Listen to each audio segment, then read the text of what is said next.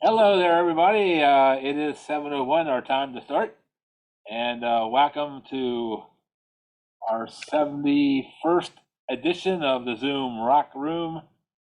And, and yeah, 71. Wow, that's about my age almost. Uh, but Happy New Year to everybody. Hope you had a great New Year and Christmas, since we didn't see you since the 21st of December. And we have a couple of things planned for you tonight. Since the video is a 25-minute video, I inserted something else in here that we want to tell you about.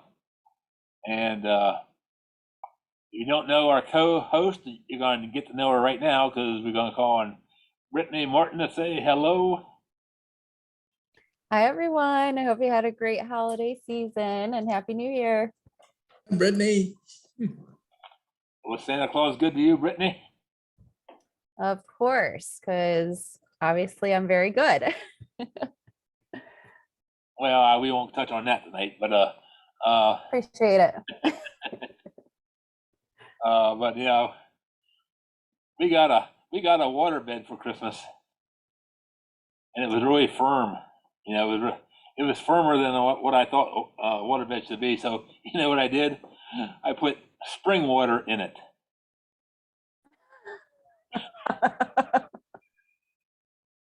That's a good one. But, I'm going to use that tomorrow at work, actually. Has anybody in the room ever gone to a seafood disco? Ever gone to a disco where they serve seafood? I went to one of those since I last saw y'all, and I pulled a muscle. Yep. Yeah.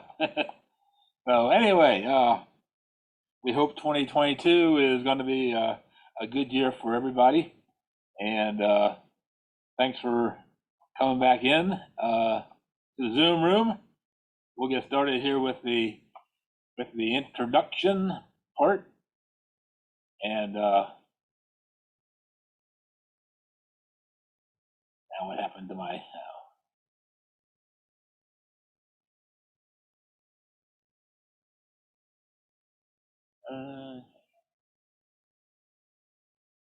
Here we go.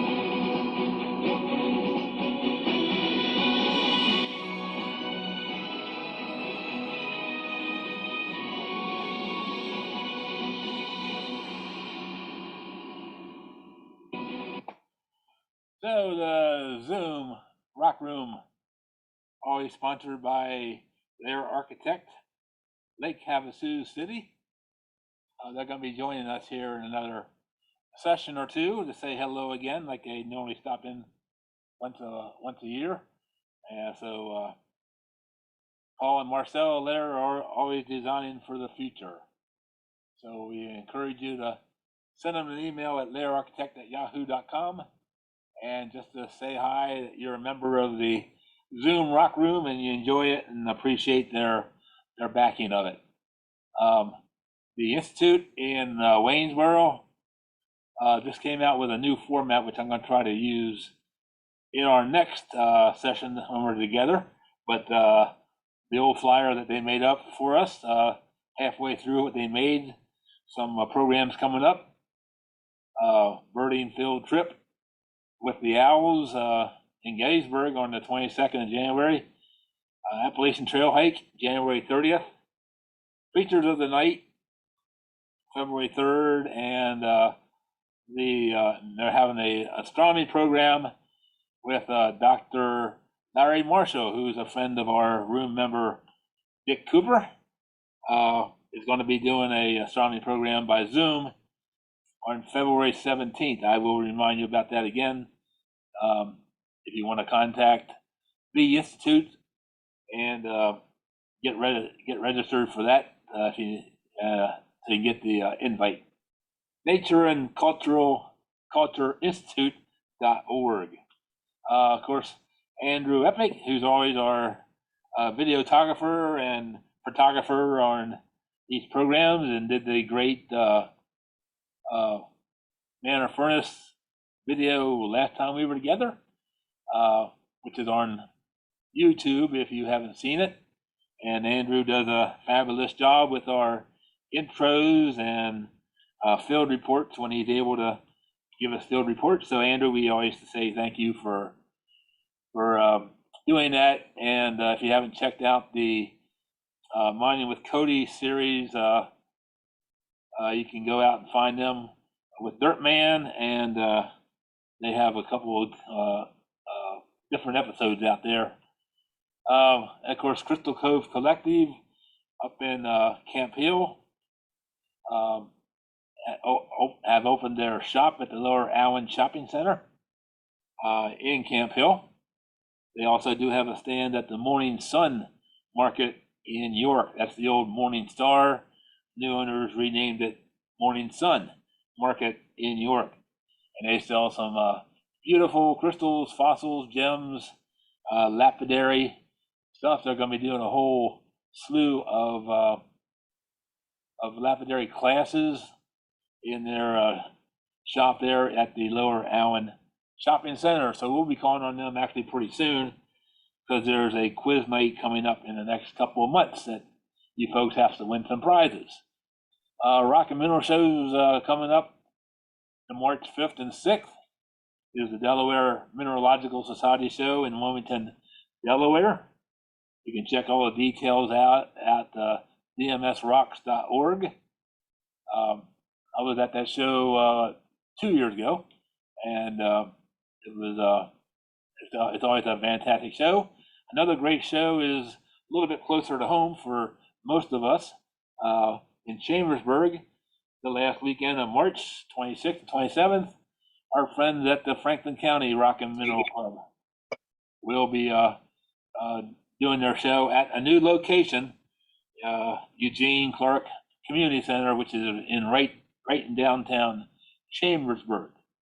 So make sure you make that show and say hi to our friends at the Franklin County Rock and Mineral Club. James Webb Telescope.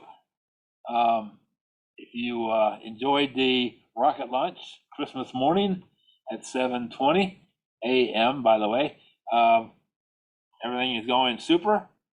The launch was kind of not sensational because cloud covered and the rocket disappeared within 30 seconds after launch and never to be seen again. But everything is operating well. In fact, I saw today that they did unfold the sun deflector. It's like an umbrella that goes over the whole telescope to keep the telescope kind of cool. And they did deploy that today. No excitement, no unexpected actions. And the James Webb is about 63% of its way to its million-mile target, where it will be put into stationary orbit between the sun and the Earth. So everything's working well at this point. NASA hopes that when they get to the point that they are going to unpack everything, that all 3,000 steps are going to work accordingly to plan. For $20 billion, you don't want anything to go wrong. And of course, the excitement of this telescope was going to be seen at the end when it's working. It's supposed to be totally mind-boggling. So a lot of excitement now within NASA. Zoom Rock Room schedule. Again, I emphasize that our next Rock Room will not be on a Tuesday. It's going to be on a Thursday of that week because of Michael Ross' availability. He's with the Dinosaur State Park up in Connecticut, and he's going to be talking about dinosaurs of Connecticut and also what Dinosaur State Park is. If you have never been to Dinosaur State Park, it's worth a stop in at Rocky Hill, Connecticut, with their tremendous displays, the super large trackway that they found when they actually excavated for a state building. That wasn't going to be a nature center, sort of thing. So anyway, that's on Thursday, January 20th. Don't forget, we will not be with you on that Tuesday. February 1st, we'll be doing Earthquakes 101. A little education about earthquakes, since the excitement happened off the coast of Oregon, and Indonesia now is getting hot again with earthquakes, and we've had some booms in western Pennsylvania in the last couple of days, which are not earthquakes. I believe those are what we call frost quakes, since it's gotten colder. Anyway, February 1st will be earthquakes. February 15th, Diana Geist will be doing a program called Travels with Rock D. That's the app that if you don't have it on your phone, you should have it on your phone. It's a great app for looking at the geology wherever you're at. And she and her husband Roger did a trip across country last summer, and they did use Rock D extensively. And Diane is going to give you a great program with that. And she's with us tonight, by the way. March 1st, right now, we're going to have quiz night. We'll give you more details about that later on. And March the 15th, we do have nothing scheduled at this point, but there are some leads out there of possible speakers coming in since the holiday is now over. Maybe we can get hold of some people now to verify some things. So anyway, that's the schedule for the next month or so.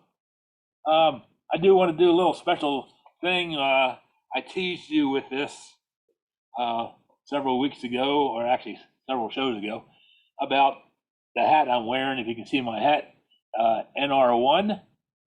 And I was hoping to have a program by a gentleman named John Lame on what NR-1 is. There's no guarantee he's going to be able to do a program. He's not computer smart. In fact, he doesn't even have a computer where he lives in Philadelphia. So anyway, I'm going to give you a real short version tonight on what NR-1 is and something called submarine sinkholes. I don't know if anybody's ever investigated submarine sinkholes. Very common in Florida area and the Caribbean. For example, this is called the Amberjack sinkhole, which is off the coast of Sarasota, Florida. And this is actually a sinkhole that has developed underwater. Okay, and most of these were formed some period of the Ice Age. So it was actually usually above water level at one point, and they formed, and now they're under the ocean. So in this case, the Amberjack sinkhole is 112 feet below the surface. Depth is 236 feet deep. One of the largest accessible ones that you can go scuba diving in is called the Great Blue Hole off the coast of Belize. They call all these sinkholes, as I came to learn, blue holes, because of the ocean water in the holes. All the water looks blue.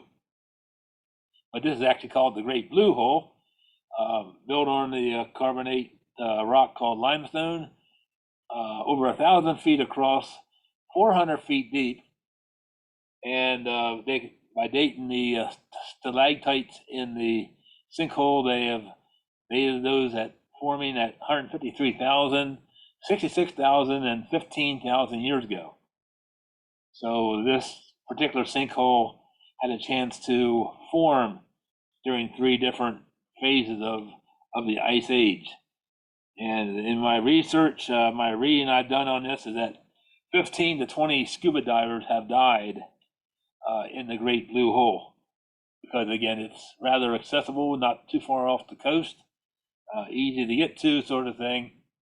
And actually, to dive into the Great Blue Hole, you need to be certified with certain scuba licenses because of the danger. So where does NR-1 come into effect here? NR-1, as it says here, was a submarine operated by the U.S. Navy. built in 1969, and it was actually not really decommissioned because it was never commissioned, but it was cut down for scrap in 2008. It's the smallest nuclear powered sub that the U.S. Navy had built, nicknamed the New Win, and it was actually designed to be a research sub for oceanography, fitted with all the highest technology of that time. In the middle there, it also says it did work with the recovery of the Challenger remains in 1986. That most of us remember well, that tragic day with the Challenger. So this is a side view of what the NR-1 looked like, and had the different thrusters and the equipment on board to do a lot of sonar mapping of the ocean floor. They use side sonar or near bottom sonar to map the bottoms. And as NR-1 is now, as I said, history, pieces of it are still preserved at the Forest Library and Museum in Groton, Connecticut. If anybody's been to the Submarine Museum, look for pieces of the NR-1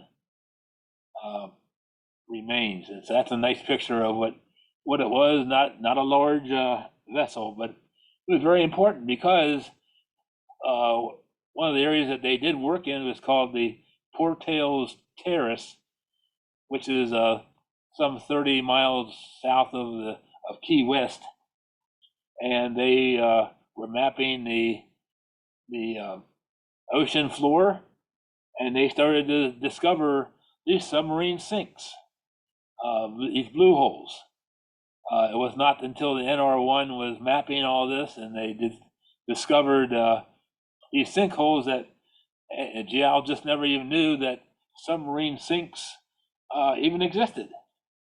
So it became a very important tool about that. Here's a Google Earth picture with Florida and kind of what you might call the coastal plain.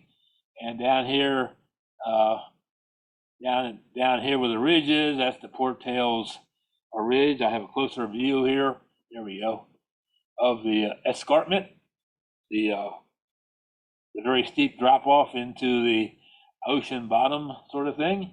And along the base of the Portales escarpment were these sinkholes that you see here. And the one I have circled has now been designated as NR-1 sink. Okay, named after the sub. This is actually one of the largest ones in that area, over 1,800 feet deep. Okay, and they discovered it by the side scan and near bottom echo sounding mechanism on board the NR-1. They made 2 visits to the site to get more details about it, and I believe this is the 1994 is when they discovered the NR-1, what became known as the NR-1. 1998, it was named the NR-1 by a committee, and in 2003, there was more research, and actually it was put on the NOAA charts. If you're into marine mapping at all, charts 11.434, 11.420, 11.006, and 11.013 have the NR-1 sinkhole on it. So let me stop this because I want to show you. I'm going to show you here. Oops, I got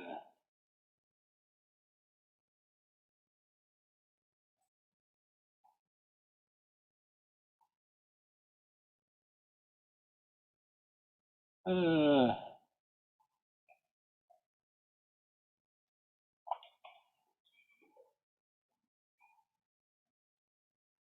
can everybody see me here? I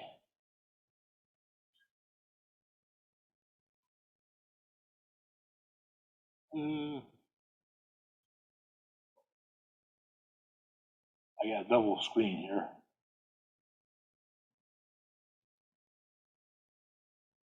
Uh-oh.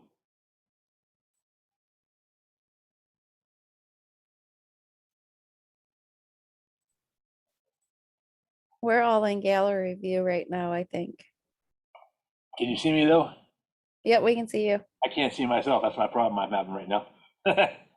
um, can you see the book I'm holding? I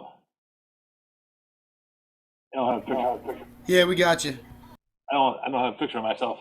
But yeah, this is a book if you want to read more about NR-1 sink.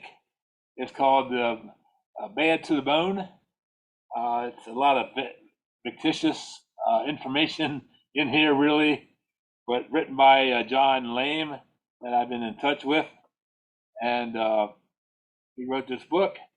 It says there's a lot of fictitious information in here, but it's centered around the NR-1 details, and it's really about a shark attack. Is why the bad to the bone comes up. But if you're interested in this, check this out at Barnes and Noble or whatever, and get a nice little education. And we're hoping to have John with us sometime, but that may not happen because of his no way to build a PowerPoint or get him on Zoom at this point. So anyway, I just wanted to make you aware of what NR-1 is. You can always go ahead and do more research. At this time, don't get surprised. I'm going to stop the video.